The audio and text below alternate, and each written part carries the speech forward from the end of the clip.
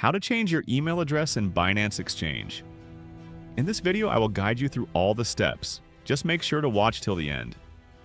First of all, open up your Binance account.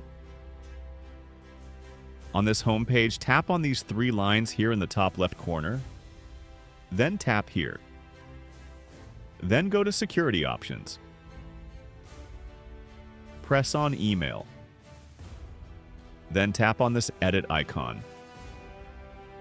There is a warning confirmation that withdrawals and P2P transactions will be disabled for 24 hours, and the old email address cannot be used to re-register for 30 days.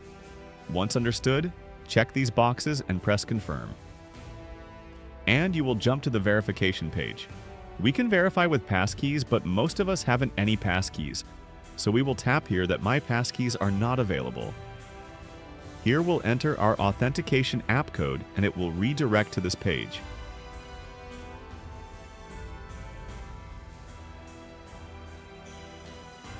Here enter your new email address and press on Get Code to verify that this email also belongs to you.